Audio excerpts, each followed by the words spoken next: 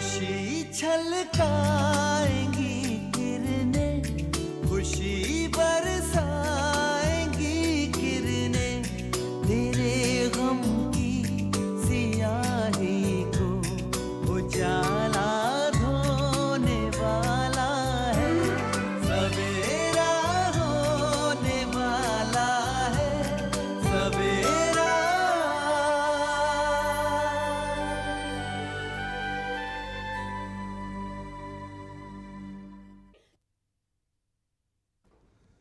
तुमने मुझसे भागने की हर मुमकिन कोशिश कर ली है शगुफ्ता, लेकिन मैंने तुम्हें तलाश लिया। और आइंदा से भी याद रखना, अगर तुम तहत तस्सरा में जाकर भी छुप जाओ ना, मैं तुम्हें वहां से भी खोज निकालूंगा। तुम्हें यहाँ का नंबर कैसे मिला है? दुनिया बहुत छोटी है शगुफ्ता, दीवानगी में तो इंसान कुछ भी कर गुजरता है। फिर एक टेलीफोन नंबर पता करना बड़ी मामूली सी बात है। तुम अपनी हद से बाहर जा चुके हो इमरान। अपनी बेहुदा और घटिया हरकतों से तुम खुद को मेरी नजरों में और गिरा रहे हो। हामिद शाह के घर और दफ्तर जाकर तुमने जो तमाशा खड़ा किया ना, वो अच्छा नहीं किया। हामिद शाह से दुश्मनी तुम्हें बहुत महंगी पड़ेगी। दुश्मनी तो हामिद शाह को महंगी पड़ेगी। अब उसके साथ मिलकर मुझे बेवकूफ बनाने की तमाम कोशिशें कर चुकी हो तुम। मैं जानता हूं वो तुम्हें बहका रहा है, मेरे खिलाफ भड़का रहा है वो तुम्हें। तुम दोनों मिलकर कत्ल के केस में मुझे फंसाने की साजिश रच रहे हो, लेकिन मैं तुम्हारे सारे मंसूबों पर पानी फेर दूंगा, जीना हराम कर दूंगा तुम दोनों का मैं। मुझे धमकाओ मत। महज धमकाने का काम हामिद शाह जैसे बुज़दिल किया करते हैं। मैं जो कहता हूं करके दिखाता हूं। यहां से भाग कर तुम वाशी चली गई, अब वाशी से भागकर कहां जाओगी? बहुत जल्द तुमसे मुलाकात करूंगा। शब्बा खैर। क्या कह रहा था? अम्मी, इमरान को सब कुछ मालूम हो गया अम्मी। वो हम तक किसी भी वक्त पहुंच सकता है।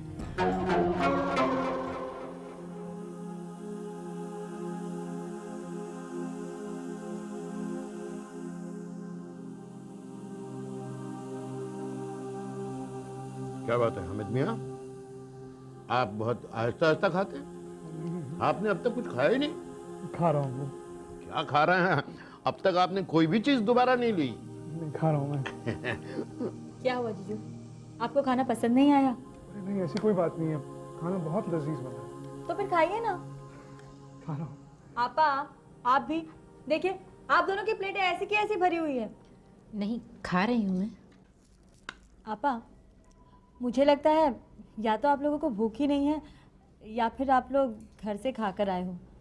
ऐसी कोई बात नहीं है शाहीन।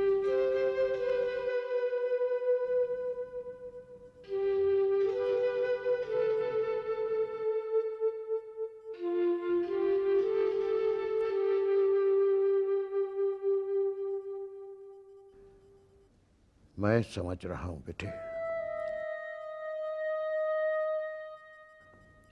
असल बात यह है कि तुम्हारी भूख मर चुकी है। तुम दोनों के चेहरे तुम्हारे दरमियान चल रहे तनाव के गवाह हैं। अब्बू, ये खाना भूलकर आपकी सोच में डूब गए? नहीं, मैं कहाँ सोच रहा हूँ, मैं तो खाना खा रहा हूँ। ये देखो ना। जीजू, कॉफी ज्यादा स्ट्रांग तो नहीं है ना? नहीं, बिल्कुल नहीं, जस्ट परफेक्ट। अरे भाई, भर पेट खाना खाने के बाद गर्मा गर्म कॉफी का मजा कुछ और ही होता है। काफी मेहनत की है आज शाहीन ने, अकेले इतना सब कुछ किया। सुबह से लगी हुई थी, लेकिन इसमें घबराने की बात नहीं है। ऐसी मेहनत ये साल में एक आध बार ही करती हैं। अब्बू,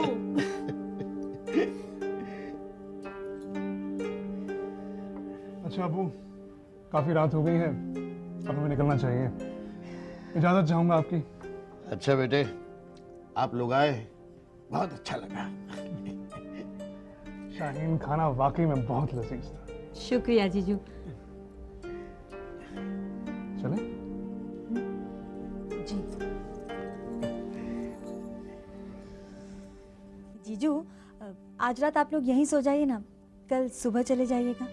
भाई अगर ऐसा हो जाए तो बहुत बढ़िया है, कुछ देर गप्पे और मार लेंगे। नहीं अबू, मैं माफी चाहूंगा, आज ये मुमकिन नहीं होगा। आपा, कम से कम आप तो रुक जाइए, इतने अरसे बाद आप आई हैं। मैं कल शाम तक वापस आ जाऊंगी। एक दिन यहाँ रुकना चाहती हूँ। वो मेरे ख्याल से आज ना रुककर तुम फिर कभी आ जाओ तो बेहतर होगा। क्यों? वो हम साथ में दवाइयाँ नहीं लेकर आए ना, फिर कभी आ जाना। दवाइयाँ मैं लेकर आई हूँ बाहर गाड़ी में। सारी दवाइयाँ लेकर आई हो? जी हाँ, मैं कल शाम या परसों सुबह तक आ जाऊंगी। हामिद मियाँ, हमें इतना ही दिल है तो रुक जाने दीजिए इसे। बेहतर अब्बू, मुझे इजाजत दीजिए। अच्छा, खुदा हाफिज। आइए मैं आपको गाड़ी तक छोड़ के आता शब्बा खैर जीजू। शब्बा खैर। हूँ। आइए। आज सारा वक्त आप और जीजू बिल्कुल खामोश थे। आप दोनों की निगाहों में एक दूसरे के लिए मैंने एक अजीब सा अजनबीपन महसूस किया है। आपा, क्या आपके और जीजू के दरमियान फासले कभी न मिटने वाले फासले हो चुके हैं शाहीन। हमारे रुख बदल चुके हैं। एक दूसरे की तरफ पीठ हो चुकी है हमारी, और पलट कर देखने की मेरी कोई ख्वाहिश नहीं। आपा, मैं हामिद से अलग होना चाहती हूँ शाहीन।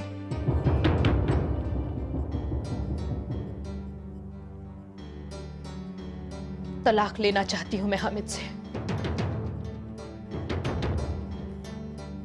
वही शगुफ्ता? हाँ, वही शगुफ्ता, वही शगुफ्ता हामिद की जिंदगी में इस हद तक जगह बना चुकी है कि मैं अपनी जगह खोने लगी हूँ। क्या जीजू ने कबूल कर लिया है कि? उनके कबूल करने या ना करने से कोई फर्क नहीं पड़ता शाहीन। मेरे सामने अब सब कुछ शीशे की तरह साफ हो चुका है। सब कुछ। सैकड़ों झूठ बोले हैं उन्होंने मुझसे शगुफ्ता की खातिर। रोज एक नया झूठ बोलते हैं। खुद पर मेरा यकीन कायम रखने की कोशिश करते हैं। भीतर ही भीतर मर चुकी हूं मैं। फरेब और बेवफाई के नश्तरों से छलनी हो चुकी है मेरी रूह।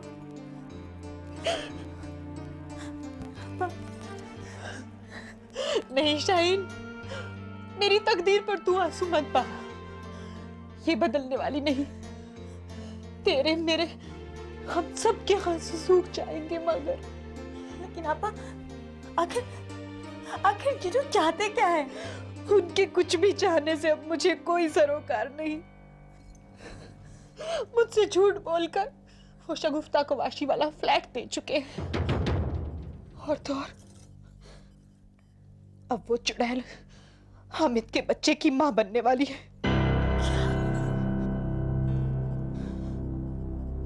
मैं उससे मिलने गई थी। उसने खुद मुझसे कहा कि वो हमल से है। हामिद का बच्चा है उसके शिकम में। या अल्लाह, इसका मतलब है जो कुछ उस दिन अकबर ने कहा था वो सब सच है। आप शगुफ्ता पर एक फिल्म प्रोड्यूसर के कत्ल का इल्जाम है। जानती हूँ, अकबर उसी मरहूम फिल्म प्रोड्यूसर का बेटा है। शगुफ्ता के खिलाफ अकबर का केस मेरे बॉस लड़ रहे हैं। अकबर जीजू और शगुफ्ता के सारे ताल्लुकातों के बारे में जानता है। आप यहाँ तक कि अकबर ने तो जीजू और शगुफ्ता को एक साथ रिसोर्ट में रात बिताते हुए देखा है। शाहीन, अकबर ने जो कुछ भी मेरे बॉस को बताया, मैं सब सुन रही थी। आपा, मैं वहीं मौजूद थी। लेकिन मैंने जानबूझकर इसका जिक्र तक नहीं किया आपके सामने। आपा, मैं आपकी तकलीफों को और बढ़ाना नहीं चाहती थी। अब बाकी क्या है? तकलीफों की हर हद से तो गुजर चुकी हूँ। या अल्लाह, कि आज के दिन तूने मुझे कैसा तोहफा दिया है।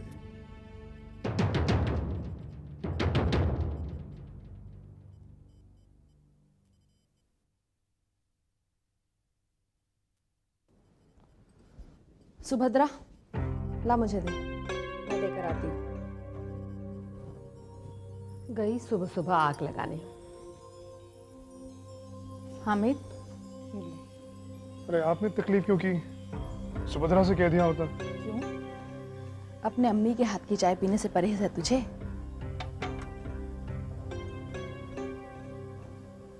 शबाना वापस आएगी या हमेशा के लिए रुक गई है अपने मायके में? हमेशा के लिए क्यों रुकेगी अम्मी? खुद ही कह रही थी मुझसे बड़े रौब से। तलाक मांगा है मैंने हामिद से। कहते वक्त न लहजे में कोई दर्द था और न ही आवाज में कोई तकलीफ, बल्कि मैंने तो उसकी आंखों में खुशी देखी। हामिद, मैं यकीन के साथ कह सकती हूँ कि तुझसे जुदा होने, तलाक देने में उसे कोई तकलीफ नहीं है, रत्ती भर भी नहीं। क्या सोचा है तूने? किस मामले में?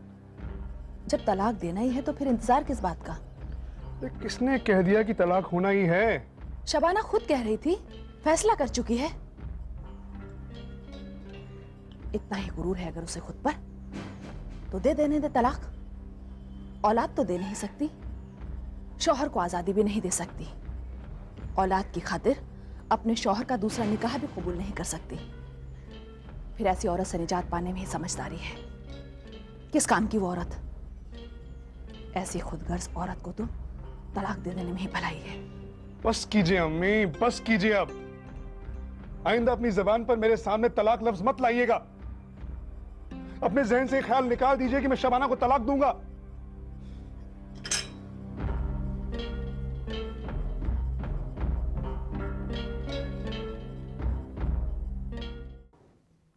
डॉक्टर साहब, क्या मैं आपको 5 मिनट के लिए डिस्टर्ब कर सकता हूँ?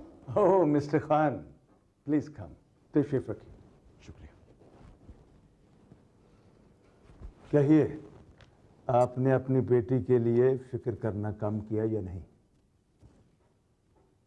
वो बहुत जल्द एकदम ठीक हो जाएगी, इत्मीनान रखिए। उसके जख्म बहुत तेजी से भर रहे हैं।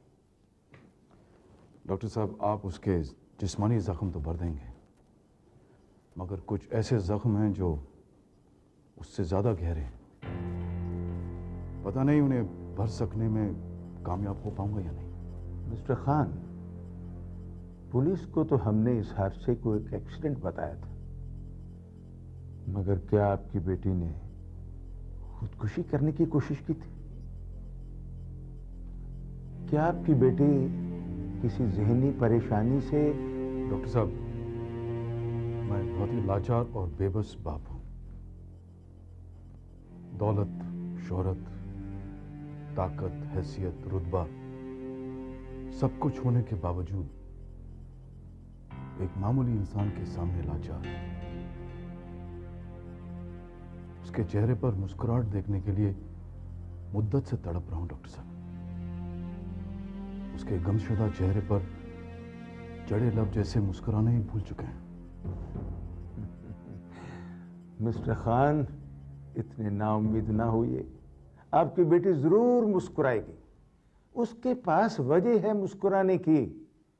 A wonderful father like you. अच्छा मिस्टर खान, आप किसी खास काम से आए थे मेरे पास? जी हाँ डॉक्टर साहब, जो लोग तसरीन को उस हालत में सड़क से उठाकर यहाँ लाए थे, उनका एड्रेस या टेलीफोन नंबर मिल सकता है आपसे? ओ श्योर। क्या नाम था उस नौजवान का? सम्मद मिर्जा।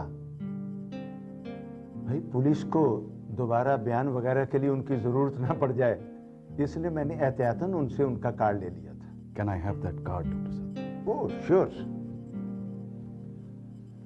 मैं जानता हूं आप उनका शुक्रिया अदा करना चाहते हैं, और करना भी चाहिए।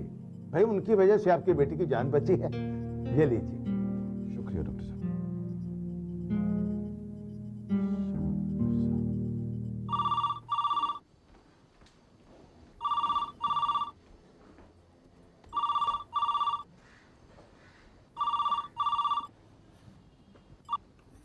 हेलो। फरीदा घर में है? जी, आप कौन? रजिया बोल रही हूँ। आदाब, ज़ारा बोल रही हूँ। आदाब। अपनी अम्मी से बात करवाओ हमारी। जी हाँ। अम्मी, अम्मी आपके लिए फ़ोन है।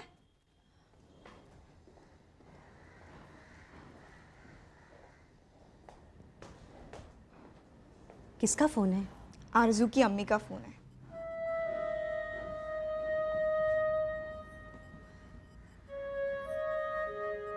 आदाब, मैं फरीदा बोल रही हूँ। फरीदा, तुम तो जानती हो हमने अपने और तुम्हारे बच्चों में कभी कोई फर्क नहीं किया, और शायद यही वजह भी थी कि हमने अपने दोनों बच्चों का रिश्ता तुम्हारे बच्चों के साथ किया, बिना किसी शक व शुबा के। रजिया, मैं ये जानती हूँ, लेकिन अब हमें ऐसा महसूस हो रहा है कि हमने तुम पर ज़रूरत से ज़्यादा यकीन किया और तुमने हमारे यकीन को। रजिया, तुम्हारी नाराज़गी जायज़ है। जो कुछ तुम्हारे सामने हुआ उससे गलतफहमी होना लाजमी है, मगर देखो फरीदा, हमने जो कुछ सुना या देखा उससे हमें ऐसा तो नहीं लगता कि हमें कोई गलतफहमी हुई है, बल्कि हमें तो ऐसा महसूस हो रहा है कि जैसे कि अब तक हम गलतफहमी में थे। ऐसा मत कहो, मैं तुम्हें जब हकीकत बयान करूंगी तब तुम्हें मालूम होगा कि हम बिल्कुल भी गलत नहीं हैं। फरीदा, सारी बातें फोन पर नहीं की जा सकती। तुम आज ही हमारे घर आ जाओ। हम जल्द से जल्द इस मसले को सुलझाकर कोई फैसला करना चाहते हैं। फैसला? कैसा फैसला? रिश्ता कायम रखने या रिश्ता तोड़ने का फैसला। हम तुम्हारा इंतजार करेंगे। खुदा हाफिज।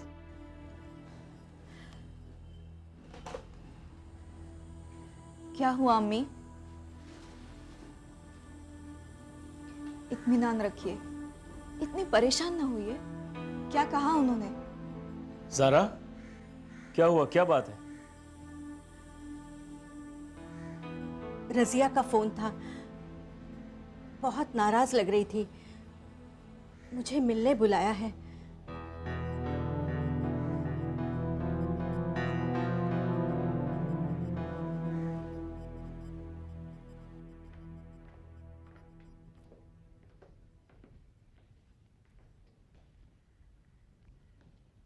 फरीदा से बात हुई तुम्हारी?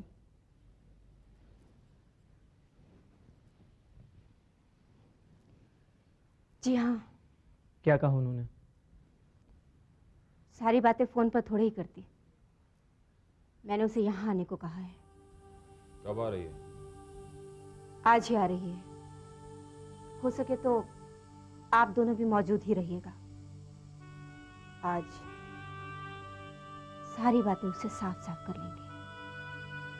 यही बेहतर होगा।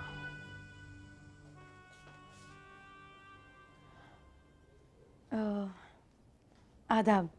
आदाब। मैं शगुफ्ता। रुखसाना तुम्हारा ही इंतजार करेगा। बैठो। नहीं शुक्रिया। आप फरमाइए, आपने मुझे यहाँ क्यों बुलाया? बम्बई में अकेली रहती हो? जी हाँ। सुना है फिल्मों में हीरोइन बनने का ख्वाब रखती हो। जी हाँ। तुम्हारी अम्मी तो फिल्मों में मामूली जूनियर आर्टिस्ट थी। जी। मामूली जूनियर आर्टिस्ट। आपने मुझे यहाँ ये पूछने के लिए बुलाया है? चलो अंदर चलो। चलो मेरे साथ। कहाँ? इस शख्स को पहचानती हो? हाँ, क्यों नहीं, मगर ये इस तरह। कोमा में है। क्या? सारे शहर को इस बात की खबर है, तुम्हें नहीं मालूम? हाँ, मगर ये हादसा कैसे हुआ? ये हादसा कैसे हुआ ये जानना अहम नहीं है, क्यों हुआ ये जानना अहम है।